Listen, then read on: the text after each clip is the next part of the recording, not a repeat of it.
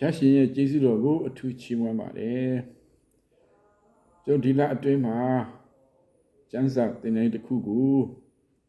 အောင်မြင်စွာကျင့်ပနိုင်ဖို့ဖျားရှင်ကျေးဇူးပြုခဲ့ပါတယ်မြန်မာပြည်အခြေအနေအရအခုလိုအချိန်ခါမှာလူစုလူဝေးနဲ့ကျမ်းစာသင်တန်းသင်ဖို့ဆိုတာတော်တော်မဖြစ်နိုင်တဲ့အရာပါဒါပေမဲ့ဘုရားသခင်အော်ပဲကျေးဇူးပြုပြည့်ခြင်းအပြင်ဒီလ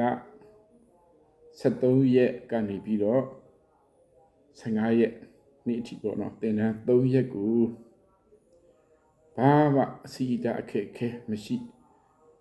ကျမ်းမာခြင်းနဲ့ပတ်သက်တဲ့ဘာပြဿနာမှမရှိဘဲနဲ့သင်တန်းကိုအစမှအဆုံးတိုင်းကောင်းမွန်စွာကျင့်ပပြုလုပ်ခွင့်ရပါတယ်သင်တန်းကျင့်ပပြုလုပ်တဲ့နေရာက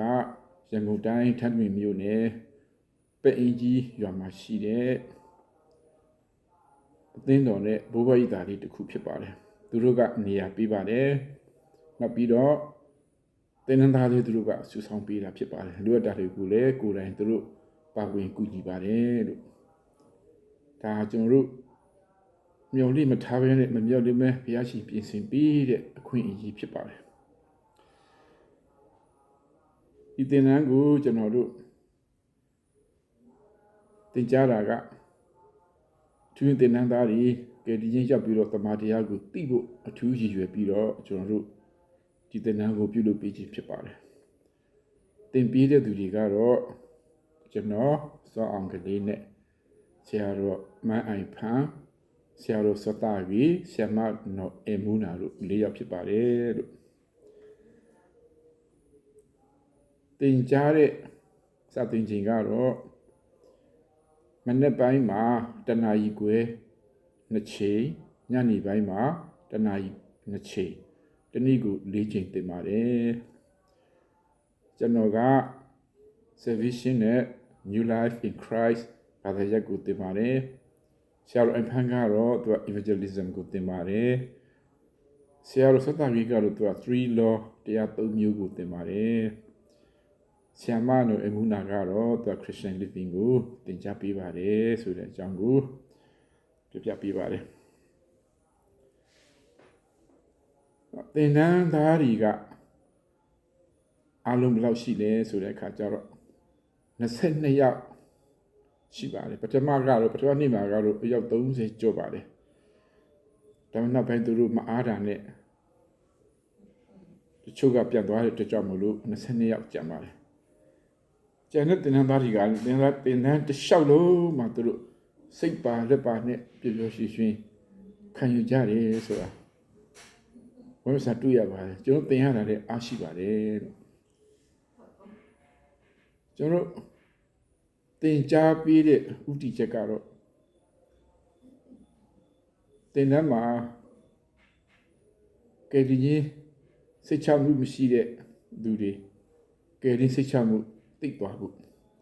နောက်တစ်ခါအပြစ်လွတ်ခြင်းစိတ်ချမှုမရှိသေးတဲ့သူတွေပြည့်လွတ်ခြင်းအကြောင်းကိုတကယ်နားလည်ပြီးတော့စိတ်ချမှုရသွားဖို့ထာဝရအသက်အကြောင်းကိုရှင်းလင်းစွာမသိသေးတဲ့သူတွေလည်းထာဝရအသက်အကြောင်းကိုရှင်းလင်းစွာသိပြီးတော့ထာဝရအသက်ရကြောင်းကိုစိတ်ချမှုရှိစေဖို့အဲ့ဒီအရာကိုကျွန်တော်ဥတည်ပြီးတော့သင်ပေးတာဖြစ်ပါတယ်လို့အသင်္ကန်းသားထဲမှာများသောအားဖြင့်ကစိတ်ချမှုမရှိတဲ့သူတွေအများစုပါမိကန်ခရိယန်တော်များများပါတယ်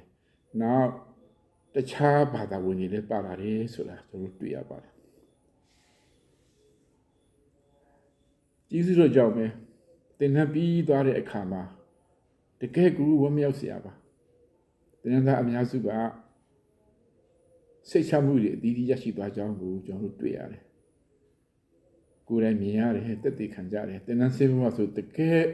ဝမ်းမြောက်စရာကောင်းပါလေသင်တန်းသားတွေသူတို့သက်သေခံကြတယ်သူတို့ဘယ်လိုသိရှိဘယ်လိုဒီမှာနားလေခံယူရသွားတယ်ဆိုတာကိုသက်သေခံကြတယ်ကြားရတာမမေ့နိုင်စရာပါတကယ်ဝမ်းမြောက်ပါလေ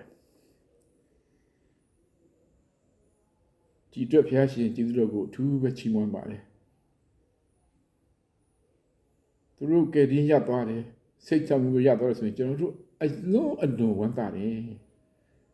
ပြောမပြတတ်တော့ကိုဝမ်းသာတယ်ကြားရတဲ့သူတွေလည်းဝမ်းသာဝမ်းမြောက်ရှိဖို့ ပြန်လဲကျွန်တော်ပြပေးတာဖြစ်ပါတယ်သူတို့ဒီလိုစိတ်ချမှုတွေရသွားတယ်ဝမ်းမြောက်သွားတယ်ဆိုတာကလည်းကျွန်တော်တို့တင်တာတိတ်တုံလို့ဟုတ်ပါဘူးနှုတ်ဘတ်တို့ရဲ့အရှင်ကဘုရားသခင်ပဲဖြစ်ပါတယ်နှုတ်ဘတ်တို့နားလေစေတာနဲ့ဘုရားရှင်ဝိညာဉ်တော်ကပဲနားလေစေတာဖြစ်ပါတယ်ကျွန်တော်တို့ကအသုံးခံတဲ့တရားဖြစ်ပါတယ်လို့ဒါကြောင့်နှုတ်ဘတ်တို့ပေးတဲ့ဘုရားရှင်တင်ကြဝင်ပေးတဲ့ဘုရားရှင်ခံယူတဲ့သူတွေကိုနားလေစေတဲ့ဘုရားရှင်ကျေးဇူးတော်ကို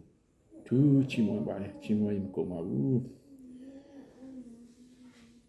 သင်ဟန်စီနဲ့ပတ်သက်လို့လည်း Calvary Burmese Church ကကျွန်တော်ကိုပြပို့ထားတယ်နားစဉ်ပြပို့ထားတဲ့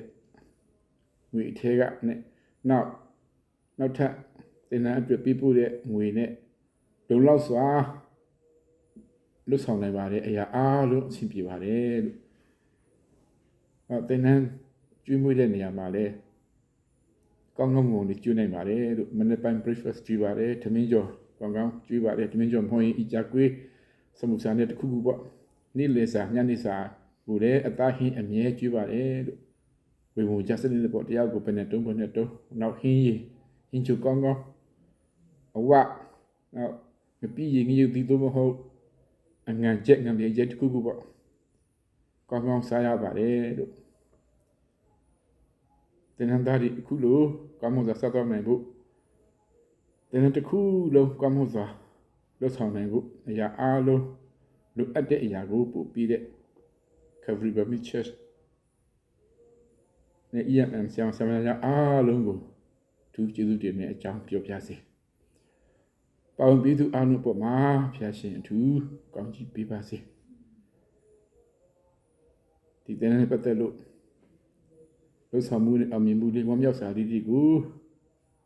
ကျွန်တော်နဲ့တကွကျွန်တော်ဝတ်သားလို့ Calvary Burmese Church မှာရှိတဲ့အသင်းသားများနဲ့ဆရာမများနဲ့ဝမ်းသာနိုင်ဖို့